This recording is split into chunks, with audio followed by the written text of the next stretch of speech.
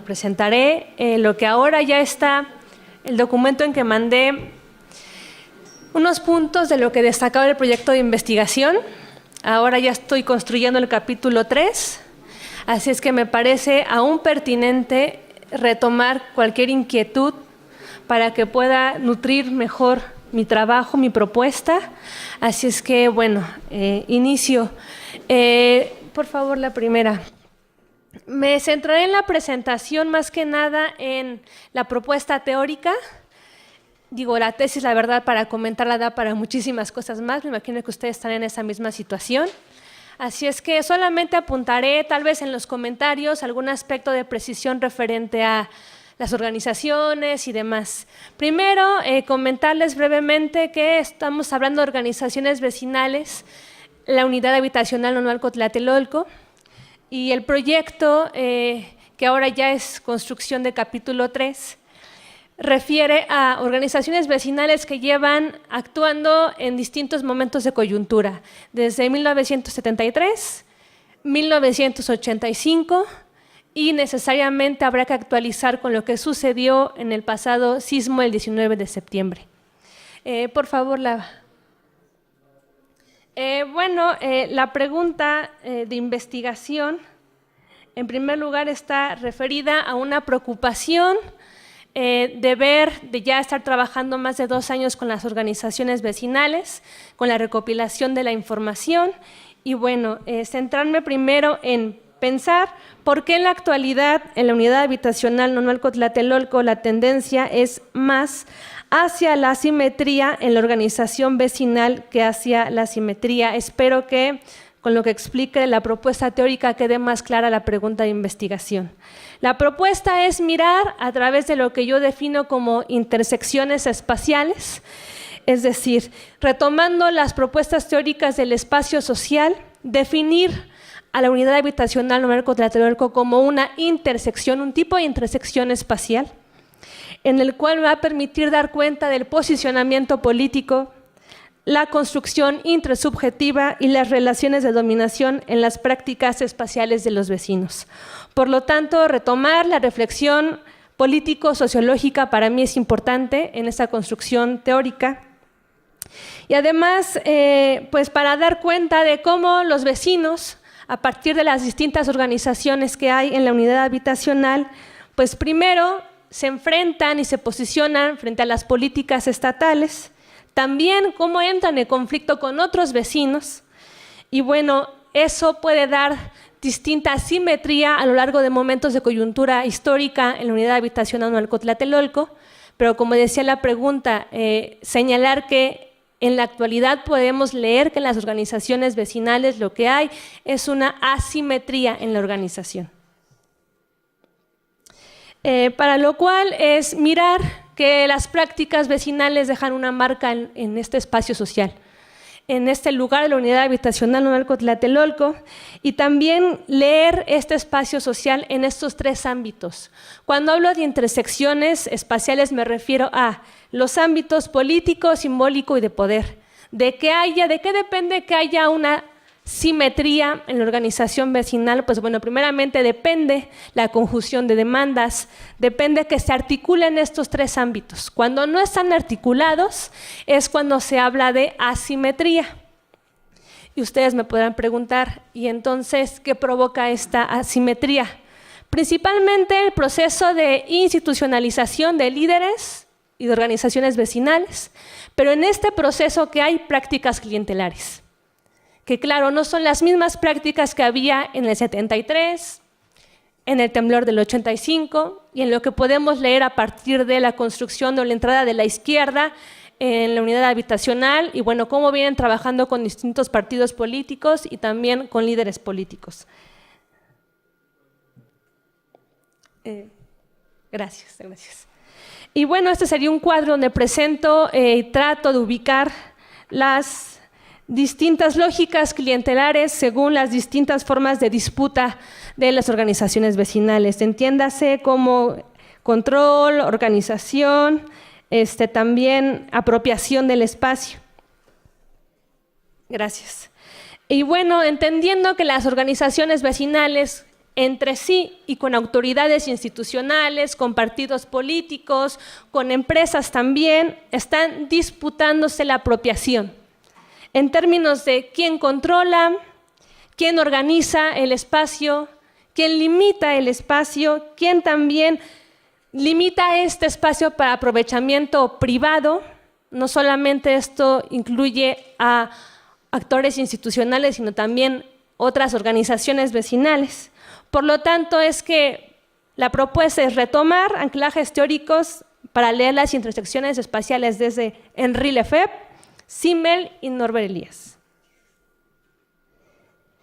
De Henri Lefebvre, la propuesta de mirar como el espacio social, un espacio que está producido también, donde lo podemos ver actualmente con lo sucedido en el 19 de septiembre, como las unidades habitacionales también muestran la problemática del mercado de la vivienda, cómo una política pública de vivienda puede hacer, digamos que abandonada, como es el caso de la unidad habitacional Nonalco-Tlatelolco, se abandona esta unidad, entonces entran lógicas de privatización, pero además lo importante es entender cómo la vivienda y el proyecto de vivienda Tlatelolco en algún momento fue funcional para ciertos sectores, para ciertos actores de la población, y cómo también hacer una política en la cual ya no es rentable para el Estado, cae en situaciones de empobrecimiento, en situaciones en las cuales es más fácil que otros agentes puedan apropiarse de esos lugares, empezando también por los actores institucionales. Entonces, toda esta problematización que hace Lefebvre para tratar de ver los inmuebles como un problema de producción del espacio es lo que se retoma en la tesis. La siguiente, por favor. De Simmel también retomó la propuesta de verlo como un espacio recíproco, donde también hay encuentro de interacciones, donde también, pese a que los sujetos están separados socialmente y espacialmente, hay momentos de encuentro, momentos de interacción, también en el cual es posible ver en este momento de interacción cómo se van a construir determinadas demandas en determinadas situaciones coyunturales. Entonces, de ahí también de hablar del elemento recíproco que habla Simmel y de toda su propuesta para categorizar el espacio social. La siguiente, por favor. Permítanme un momento.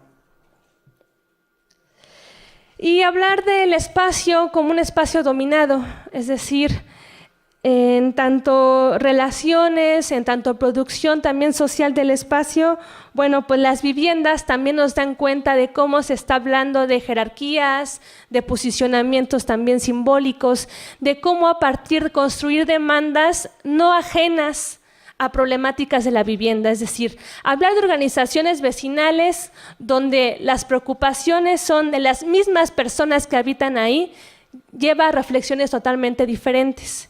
De ahí, por ejemplo, la relevancia de Tlatelolco para el temblor del 85, ¿no? Cómo se vinculan con el movimiento urbano popular, con el movimiento mejor conocido también como cuartos de azotea, y logran posicionarse, unirse con otras demandas también en tema de vivienda, pero además, a partir del proceso de restauración de la unidad habitacional Tlatelolco, las lógicas en las cuales los vecinos se han ido organizando ya no son las mismas de esa época.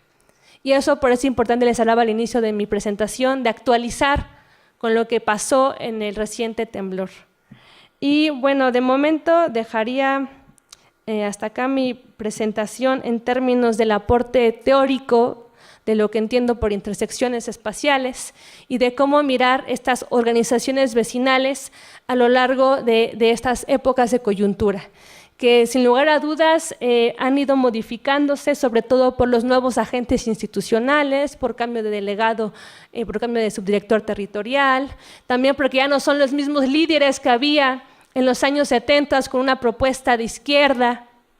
Ya no es lo mismo los líderes que hubo en el temblor del 85 y como algunos lograron visibilizarse y solamente uno actualmente es reconocido como el líder del 85 cuando hubo muchas otras personas, muchos otros líderes también que estuvieron siendo parte de la construcción vecinal de una disputa muy clara. Sería hasta el momento lo que podría presentarles y cualquier otro comentario, espero la oportunidad de los comentarios. Muchas gracias.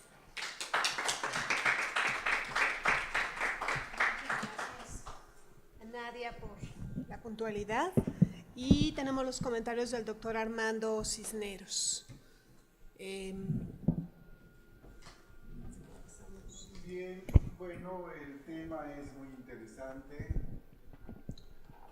Realmente estamos hablando de un aspecto verdaderamente notable de la cuestión urbana, que es el de las organizaciones vecinales en unidades habitacionales, y el caso de Tlatelolco es relevante también por la magnitud que tiene la unidad habitacional y por la historia que ha tenido, como tú bien tienes presente.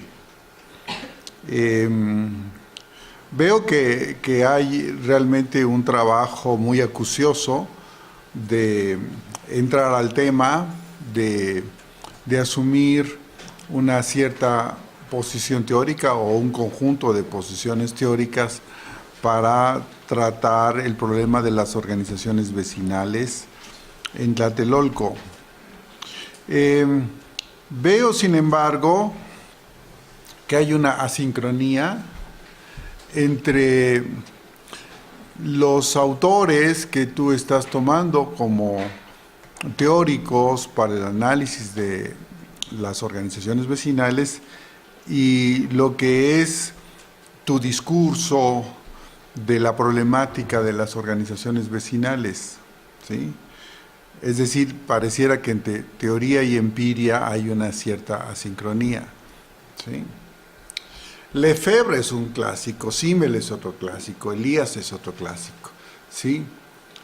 Pero eso no justifica que asumamos las teorías de estos tres grandes pensadores por su carácter de clásicos, ¿no? Creo que realmente la justificación estaría entre la teoría y la explicación concreta de hechos empíricos a partir de ciertas concepciones teóricas y retomando a su vez los elementos empíricos, ¿sí? Así que yo diría que valdría la pena hacer una discusión empírica con elementos teóricos ad hoc, ¿sí? Estoy pensando en otros autores que tienen que ver con las organizaciones vecinales propiamente dichas, ¿no? Con el carácter de las organizaciones vecinales. Y por la forma en que tú tratas el tema, incluso veo que el tema de los movimientos sociales está presente, subyace en tu trabajo. Así que yo diría, pues tomar al toro por los cuernos, es decir, ver directamente las teorías que corresponden a un análisis de organizaciones vecinales y de movimientos sociales. Hay muchos, ¿sí? Podríamos decir que Jeffrey Alexander, en términos de movimientos sociales y discusión política, Smeltzer, en términos de instrumentos de las organizaciones vecinales, Shastili, también para ver los recursos, el mismo Habermas para ver una crítica política a los movimientos sociales en términos macroestructurales, en fin, hay una serie de teóricos de la organización vecinal como tal, así que yo diría que valdría la pena pues ir directamente a las fuentes que corresponden al tema preciso que tú estás tratando, ¿sí? Es mi sugerencia.